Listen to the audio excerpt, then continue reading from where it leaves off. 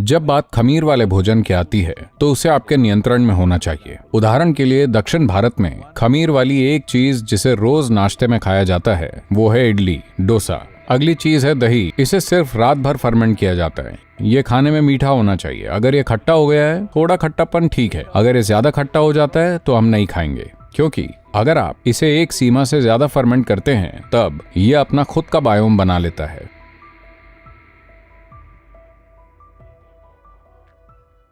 देखिए, कोई भी पशु आधारित फर्मेंटेशन, जब मैं पशु आधारित फर्मेंटेशन कहता हूं तो ऐसी संस्कृतियां हैं जहां मांस को फर्मेंट किया जाता है।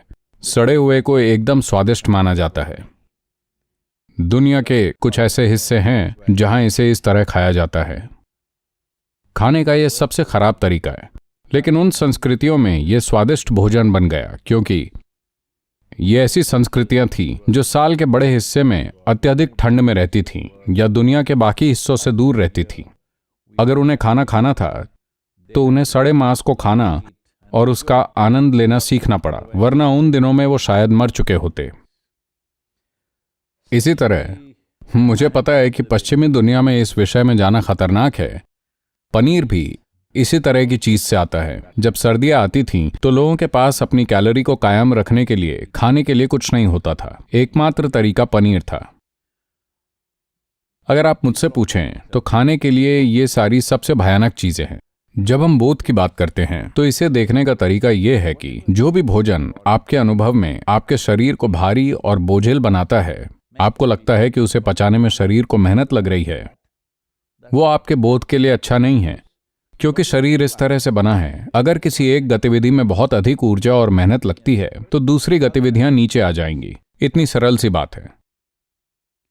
मान लीजिए कि आप अपने फोन का इस्तेमाल बहुत सारे वीडियो चलाने के लिए कर रहे हैं। जब आप कॉल करना चाहेंगे तो कोई चार्ज नहीं बचा है, बैटरी खत्म। ये बस ऐसा ही है। आप इसे एक स्तर पर बहुत ज्यादा इस्तेमाल कर रहे हैं तो दूसरे स्तर पर गिरावट आ जाएगी। तो पाचन प्रक्रिया को कायम रखने के लिए, जीवित रहने की प्रक्रिया होने के नाते उसे उतना ही रखना महत्वपूर्ण है जितना उसे होना चाहिए, न उससे अधिक न उससे कम। थोड़ा फर्मेंटेशन कई तरह से आंत के बायोम को बढ़ाता है।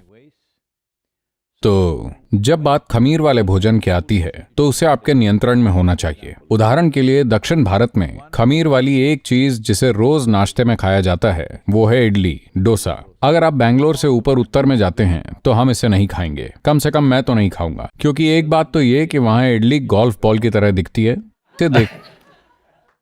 दक्षिण में इडली फूल की तरह लगती है।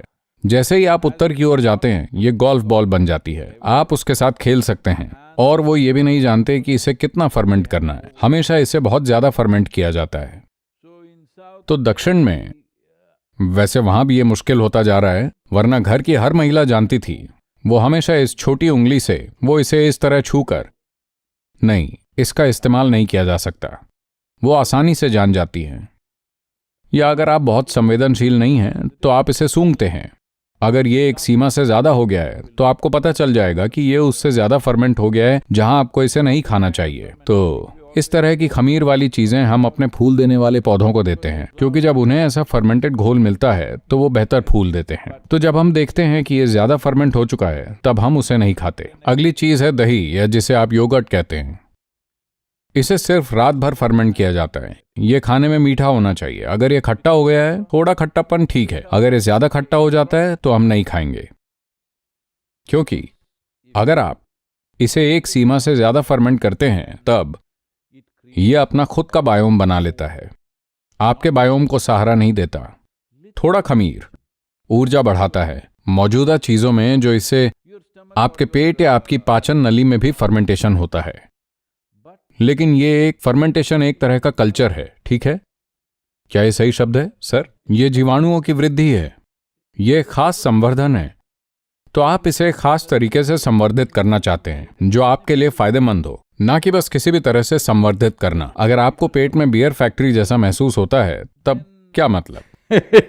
आप बोध के बारे में बात कर रहे हैं। अगर आप बोध के बारे में बात कर रहे हैं तो आपके पेट को ऐसे संकेत भेजने चाहिए कि यह ज्यादा से ज्यादा सतर्क और पैना बने। अगर यह आपको ऐसा बनाता है तब बोध कैसे होगा? तो एक बात यह है कि कोई भी पशु उत्पाद जो फर्मेंट किया जाता है आमतौर पर बिल्कुल नहीं खाते। अगर आपको खाना ही है तो थोड़ा सा दही, लेकिन वो भी सिर्फ रात भर ही जमाया जाता है, 6 से 8 घंटे। अगर गर्मी है तो बस 4 से 5 घंटे।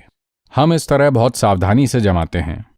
अगर लोग गर्मियों में दोपहर 1 बजे खाना चाहते हैं तो वो इसे सुबह 8-9 बजे जमाएंगे, क्योंकि तापमान ज्यादा है। अगर मौसम ठंडा है तो वो रात को सोने से ठीक पहले इसे जमाएंगे। अगले दिन ये तैयार हो जाएगा। और इस फर्मेंटेड खाने से आप कैसे पेश आते हैं? आजकल ये सब खत्म हो गया है और मेरी टेबल के आसपास के लोगों में मैं हमेशा इस बारे में थोड़ी समझ लाने की कोशिश करता हूं। हमारे घरों में अगर दही जम गया है तो आप उसमें परोसने वाला चम्मच इस तरह से नहीं डाल सकते। आपको एक तरफ से धीरे से लेना होगा। हमेशा वो हमें बताते थे, ये जीवित है, आपको इसे आहिस्ता लेना चाहिए। बस एक तरफ से आप इसे लें और फिर खाएं, क्योंकि ये जीवन है, ये जीवित है। तो आप इसमें चम्मच बस कैसे भी नहीं घुसेड़ सकते।